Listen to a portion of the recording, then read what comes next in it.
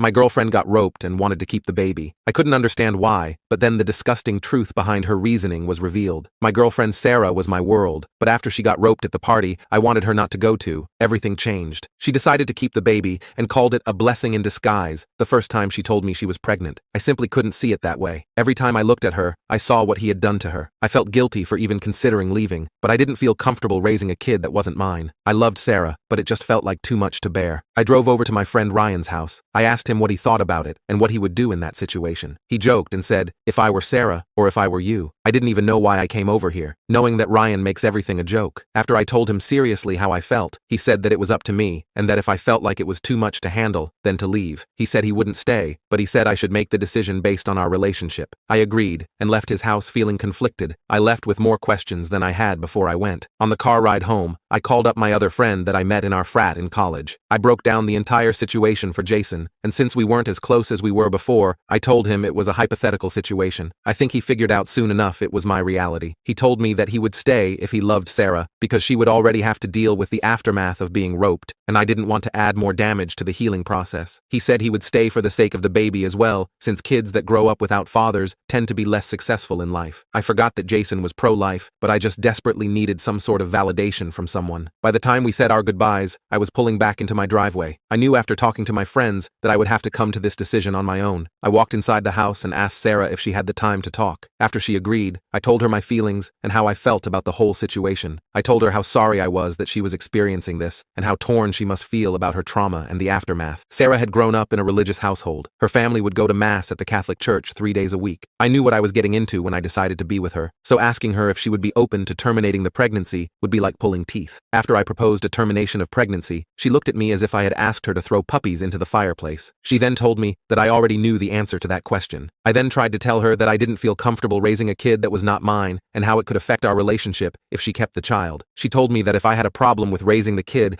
then I wouldn't be the one for her. She called me selfish for wanting to leave after knowing what she's been through. I told her that I would try my best to help her with starting therapy and healing from the incident, but a kid would change the entire dynamic of our relationship. She said she was done with this conversation and stormed off into the bedroom. I sat there feeling defeated and not knowing where to go from there. I truly loved Sarah and wanted the best for her, but I was torn because I didn't want to stay somewhere where I knew I would be unhappy for the rest of my life. I didn't think I could handle the weight of the resentment. The weeks that followed were an emotional roller coaster. Me and Sarah would have amazing days. We would go on dates to our favorite spots, then come home and enjoy one another. Then after a while, Sarah would say something about the baby, or speak about how she's gonna miss times like this after the baby is born, and it would cause us to go through the same argument that we had the first night. I'd tell her that she wouldn't have to miss those times because we could just get rid of the baby. Then she'd tell me that I was being selfish again, and to just let her have this one thing, and it would always end the same way. Sarah was keeping the baby, and there was nothing I could do about it. After a few days, she would think that I had forgotten the argument, or think that I agreed to be with her since I didn't treat her differently,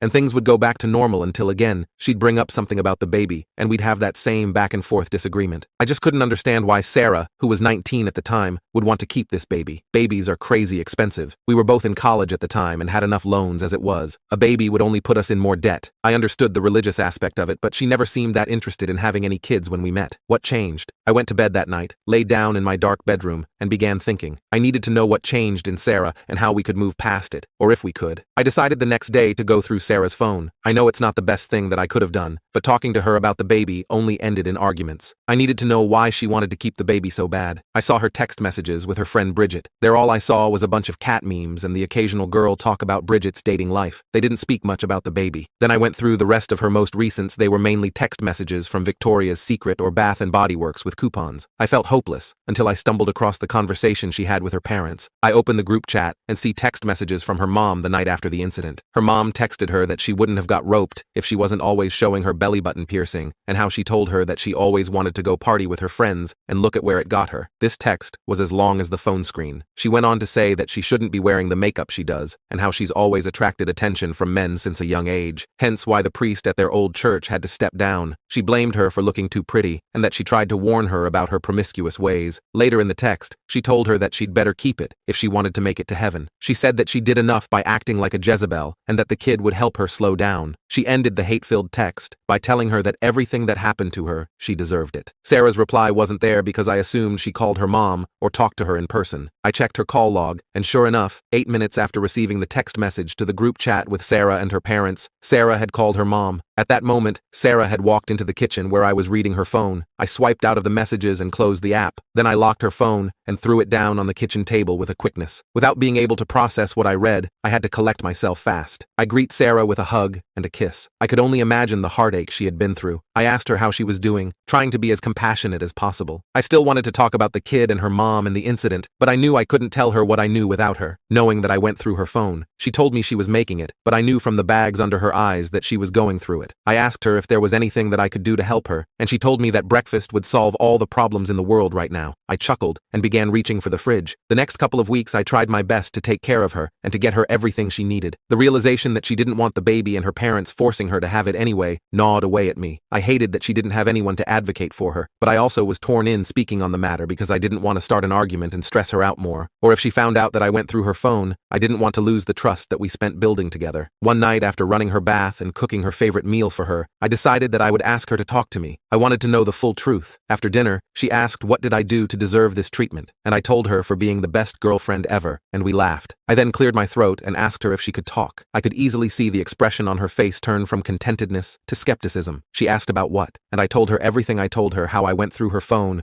and saw the message from her mom, and how I knew that she didn't really want the baby, but she was trying to please her parents, and I told her how I knew about the trauma from her parents and how they blamed her for the incident, and I just wanted to know the full truth from her perspective. After I finished telling her everything, she began to cry. I went over to console her, and she wept. She wasn't mad that I went through her phone. It seemed like a buildup of everything had just hit her at once. From the incident, our relationship, her parents, the baby, and balancing school, she had crumbled. Through her cries, she said she wanted to leave the past behind her, and that this baby was a living reminder of what had happened that one night at the party. I reminded her that I was there for her, and that we would get through this. She shook her head yes, and held me tighter. I told her that we would terminate the pregnancy if that's what she truly wanted, and she again shook her head yes. The next morning, I woke her up to breakfast in bed and told her good morning. She said good morning, and we began eating. I wanted to know if the breakthrough we had the night before was real, or if she would let fear settle in. So after breakfast, I asked her if what she said last night was what she really meant. She hesitated for a second and told me that she was scared of what her parents might do if they found out. I told her that she wasn't under their roof anymore, so it didn't matter, and how they've been nothing but a toxic influence on her life. She agreed and grabbed her laptop. I asked her what she was doing, and she said that she was looking up places in the area to terminate the pregnancy. We spent the rest of the morning finding the right place for Sarah. When we found one, we called up there and got her an appointment. I asked her how she was doing mentally with everything, and if she had grown attached to the baby. Sarah looked me in the eye and asked if she could be honest. I told her absolutely, and she said that every day she felt like she had a parasite growing inside her that made her feel dirty. She knew it wasn't the baby's fault, but she could never love it as much as a mother should love her child if she were to follow through with the pregnancy. After talking to me, she said she felt relieved to get that off her chest. When she tried to talk to her mom about it, she felt guilty and was only met with criticism, and when she tried to talk to Bridget, it was the same way. Bridget had grown up in the same church as Sarah's family and practiced their beliefs more faithfully than Sarah. Days went by, and eventually, the appointment was here. I drove Sarah to her appointment and waited in the waiting room. After the procedure was done, she said she felt lightheaded and a bit of pain, so I took her home and laid her on the couch. I put on her favorite cooking show and sat in the chair beside her as she rested. Then her phone started ringing. The caller ID showed it was her mother, and we both shared a glance as it buzzed on the coffee table. I asked her if she was going to pick it up, and she said if she didn't, her mom would call until she did. She picked up the phone, and her mom asked her how she was doing. Sarah told her she was fine, just a little lightheaded. She asked why she was lightheaded, and was the baby okay. Sarah got choked up and said she needed rest. I didn't hear much on the other side anymore except for her mom saying that she was coming over and hung up. Sarah looked terrified. She didn't have the courage to tell her mom that she had just terminated the pregnancy. I offered to tell the parents when they came over and told her to go to the bedroom. When they both showed up at the door, I answered, and they immediately asked for Sarah. I told them she was resting, but they demanded to see her. I told them to sit in the living room for a talk. They could tell from the tone of my voice what the talk was going to be about, and they were already furious. They demanded to know how the baby was doing